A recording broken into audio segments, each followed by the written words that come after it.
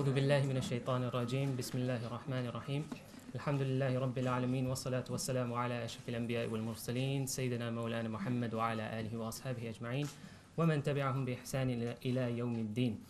Assalamu alaikum wa rahmatullahi wa barakatuh. Over the last decade and a half, there has been a tangible movement all across the globe towards the criminalizing of Islam. This has been particularly problematic in the West, where a distinct climate of Islamophobia has given rise to a number of legal measures which target the Muslim community specifically behind the cloak of national security. As an example, we see recently the extremism disruption orders that were announced recently by the Home Secretary Theresa May. Today we have four guests who will be highlighting particular issues that relate to the criminalization of Islam. I would like to begin by introducing, first of all, Abdullah Andalusi. Many of you know who Abdullah Andalusi is. For those of you who don't, Abdullah Andalusi is an international speaker, thinker, and intellectual activist for Islam and Muslim affairs. His work involves explaining and demonstrating by rational argument the intellectual proofs for the Islamic belief system and promoting the Islamic way of life and Islamic solutions for contemporary problems.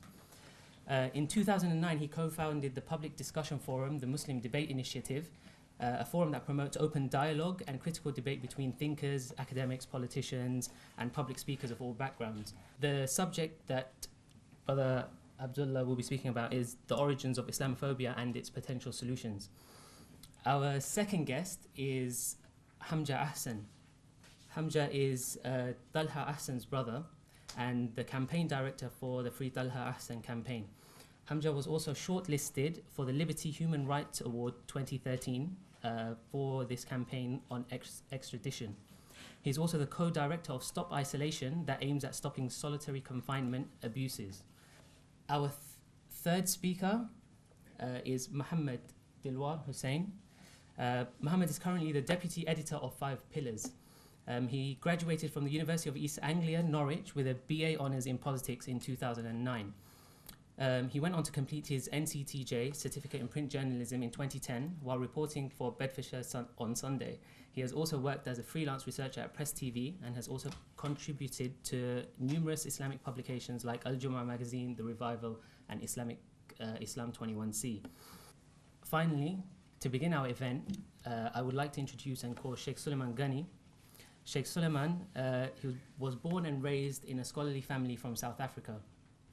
Sheikh Suleiman Ghani also completed his memorization of the Quran at a young age and pursued Islamic studies in Pakistan, Al-Azhar University in Egypt, the Islamic University of Medina, and completed his MA Islamic Studies from SOAS. Sheikh Suleiman will be discussing the case and criminalization of Afia Siddiqui. So without further delay, I would like to call Sheikh Suleiman Ghani. Assalamu alaikum wa rahmatullahi wa barakatuhu. Assalamu ala man ittaba al-huda. Nahmaduhu wa nusalli ala rasulihin kareem. All praise and due is due to Almighty Allah subhanahu wa ta'ala, our nourisher, our sustainer, our creator. Allah subhanahu wa ta'ala, who has created insan, created his entire universe, created mankind. And indeed, while insan, mankind, is the best of the creation, yet we find that man, he indulges, engages in certain type of actions, and he causes harm to other individuals. And it is a very sad case that we have in front of us, the case of Afia Siddiqui. Now when we speak about Afia Siddiqui, indeed there are those who have already prepared leaflets, and there are those who have studied her case in great depth. So we are only giving you some little bit background so that at least every single one of us can understand that we have a great responsibility and duty to every person, individual, whom we may not even know about. If Afia Siddiqui had a prison name or a number 650, now you think and ponder and reflect that there was a time, every single one of us, we were ushered into this dunya there are those who are born, and the day that we were born, do we know what is going to happen the very next day? وَمَا تَدْرِي نَفْسٌ مَاذَا تَكْسِبُ غَدًا. On 1972, that was the year Afia Siddiqui was born. And if Afia Siddiqui born in 1972, how many years of her life goes by where she sees so many great achievements in the life, born and is a daughter of a doctor, studies and goes to Texas, acquires and becomes a neuroscientist. And what is very special about this unique personality, I refer you to see her clip on the YouTube where she delivers a talk in Houston in 1991. Islam elevates women to a level that has no parallel. Let's just take one example. Our Western philosophers and saints, they say that woman is the seat of the devil, but the Quran calls her Muhsana, fortress against the devil. They say that she is the one responsible for our downfall from paradise. But the Prophet Muhammad said, paradise is under the feet of a woman. Here is a sister and a Hafiza of the Holy Quran who has committed this entire Quran to memory. And if somebody who has a passion and a love for deen, somebody whom herself has said in that speech to the nearest meaning that Islam undoubtedly is the savior for women. Islam undoubtedly has given that honor to women. Now here she delivers a talk and referring to the rights of the women. How is it that our sister, our dignity, our honor today, while you and I are sitting here and having a discussion and trying to understand criminalizing Islam, our sister has suffered a great miscarriage of justice. Afia Siddiqui, when we think about the year that she was kidnapped, that year was a turning point in her life. In March 2003, that was a turning point of her life. If she was kidnapped and thereafter nobody knows about her whereabouts for 5 years, years go by, lot of the inner details. It was only in that when that press conference took place in the year 2008. And in 2008, probably you have heard and you have seen Yvonne Ridley. She was the journalist in Pakistan regarding prisoner 650. But before that, despite US denial that she was held in Bagram, because she disappeared, nobody knows her whereabouts. Yes, she is in Pakistan, and she was on the way to Islamabad, Rawalpindi, but suddenly her disappearance, where has she gone? She lands up in Bagram, there in Afghanistan. And when we have Binya Muhammad, despite US denials that she was held in Bagram, her claims are substantiated by former prisoners who affirm the presence of a severely disturbed female Pakistani prisoner whose screams they would hear day and night with the ID 650. One such prisoner, Binya Muhammad, upon seeing photos of Siddiqui following his release, identified her as 650. You would also have remembered that Muazzam Beg, while he was in Bagram, he also had made reference to Afia Siddiqui, that he could hear the cries and screams of a woman, of a lady. And at that time he was maybe under the impression it was his wife. But this prisoner who only had a name, and there's also been some report about Parvez Musharraf himself in the firing line, or where he himself had reported of the so many number of people that were missing and went missing there in Pakistan. And if it's over 500 or so many people just disappearing, kidnapping was taking place and people were being sold. So the sad situation that our sister, our mother, our dignity, our honor, Afia Siddiqui, this is a turning point in her life where she has been, after this incident, we see that following this, the press conference, and when it became, reportedly that this was indeed Afia Siddiqui, I'm just quickly going to some of the important points. Following her arrest, the US alleged that she ran out from her behind a curtain, unshackled, and fired at the US officers. non-sustaining injuries, although she was shot twice in the process. And Victoria Britton also addresses this and speaks about how is it possible that for a sister, here she is being held, and can you imagine even the size of those weapons, and held in US custody, non-sustaining injuries, although she was shot twice in the process.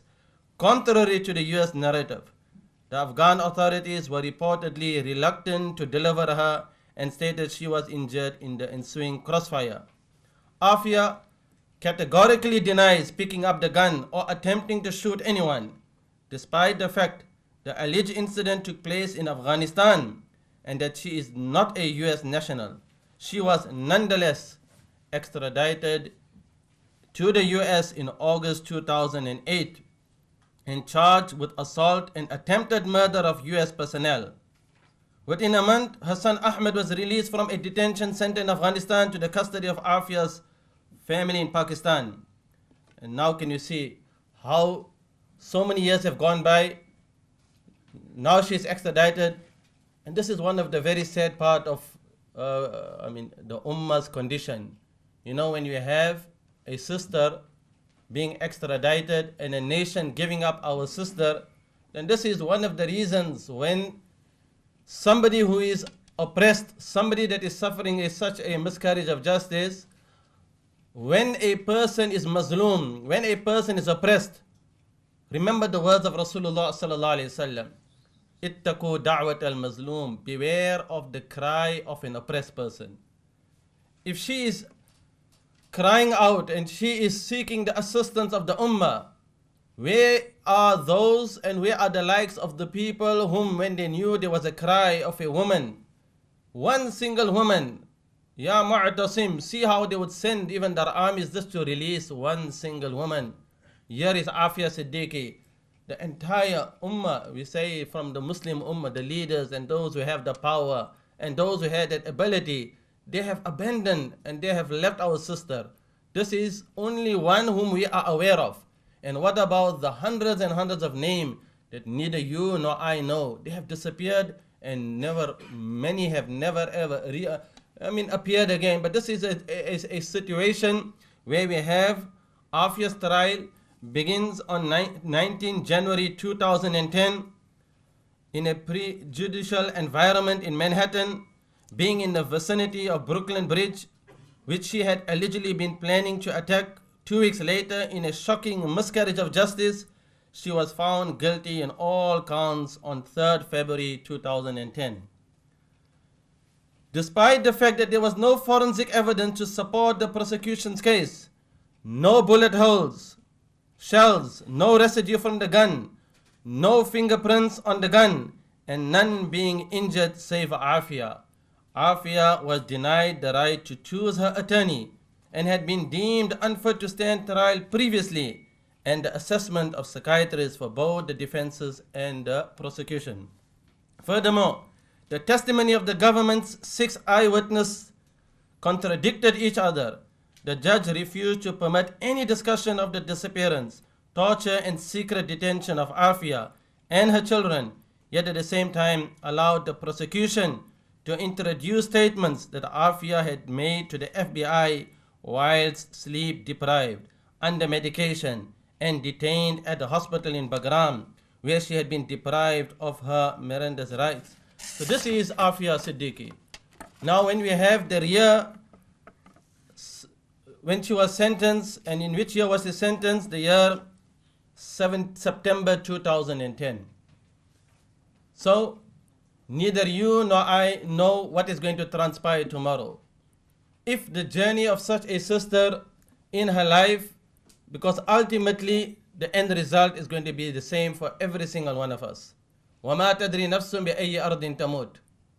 Now that she had been given the sentence, making her eligible for release in the year 2094, that means sentenced to 86 years in prison. Isn't this outrageous? We cannot even understand that suddenly a trial begins in 2010 in January, and then found guilty in 3rd of February, and in September 2010 sentenced to 86 years.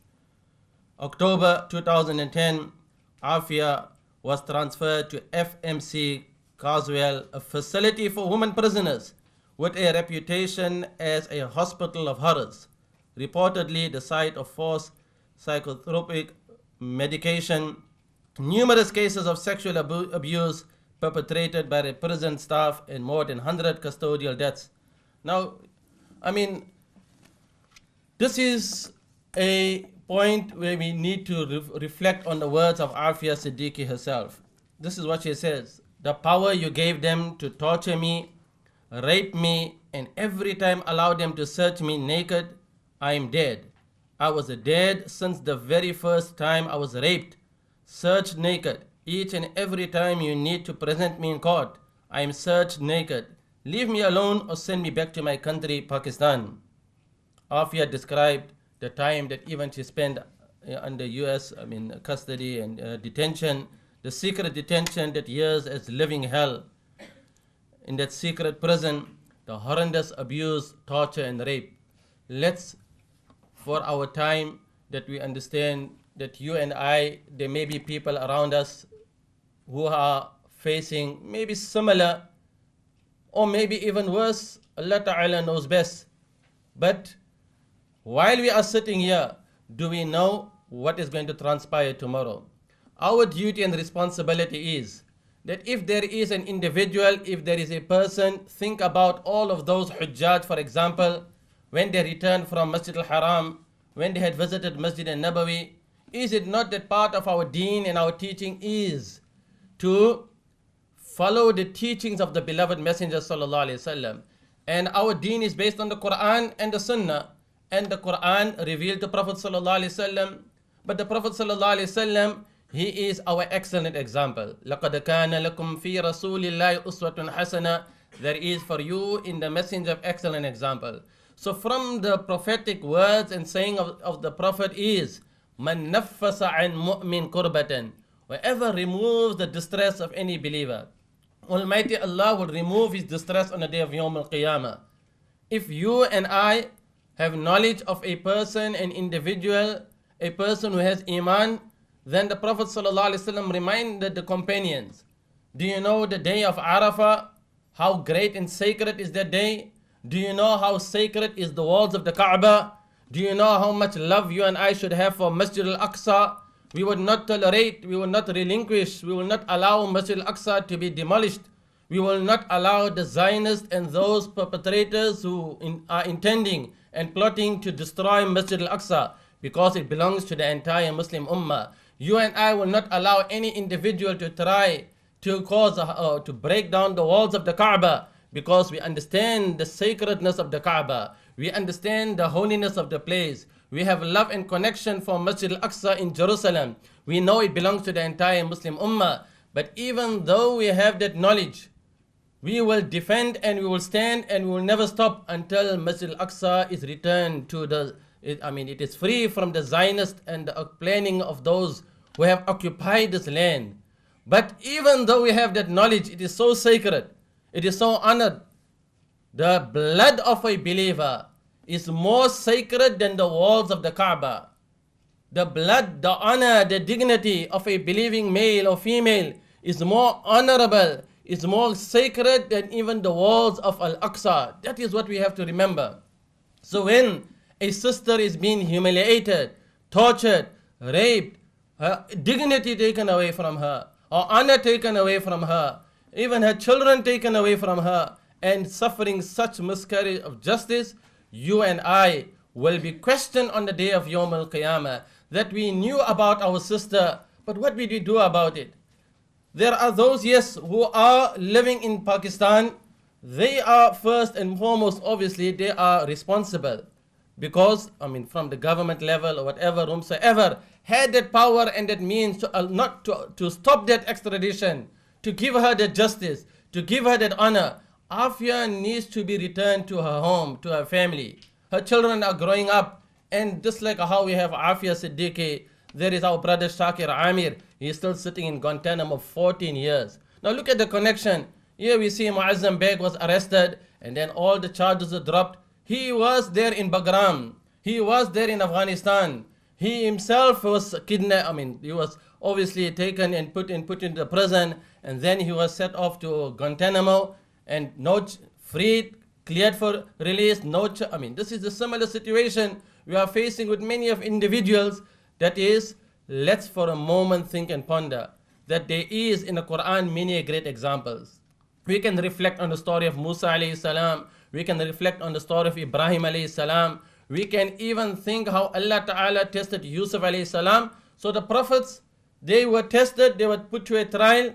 And indeed, in today, when the month of Muharram came, you will find there were a lot of discussion about Hussein radiallahu anhu and the tragedy of Karbala. And you see what a great loss the Ummah had suffered, the beloved grandson of the Prophet sallallahu alaihi wasallam. We see even in the lifetime of Prophet sallallahu alaihi wasallam, where the Hamza, the leader of the martyrs, the leaders of the martyrs and shuhada in Jannah. But can you imagine the Prophet sallallahu alaihi wasallam?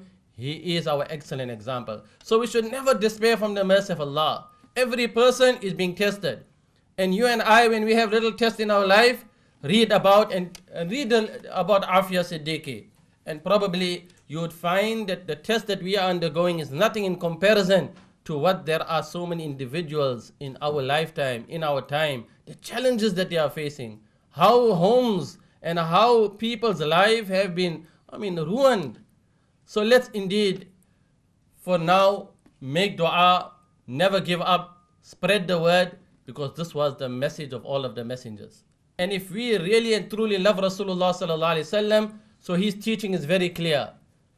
Man naffasa, whoever removes the difficulty and distress of any believer, male or female, the blood of the believer, the honor of the believer, the dignity of the believer is more sacred than the walls of the Kaaba, more sacred than Al-Aqsa. That is how we should take the duty and responsibility to protect and safeguard the honor and dignity of every believer.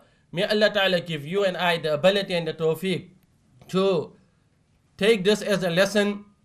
Our sister Afia, Hafiza of the Quran, a neuroscientist, such an intelligent, bright personality, a person who had so much passion and love for Islam, a person who knew that Islam is the savior and Islam is the solution and giving rights to the woman. And what is the condition? And part of the condition is that we, from Allah, what Allah Ta'ala says in the Quran, and I would conclude with this, وَلَا تَحْسَبَنَّ اللَّهَ غَافِلًا عَمَّا يَعْمَلُ الظَّالِمُونَ. There will be people who will try to cause harm to you. There will be people who will attack your personality. There will be people who will pass disparaging remarks against you. This is nothing new. This happened right in the time of Rasulullah sallallahu alaihi wasallam.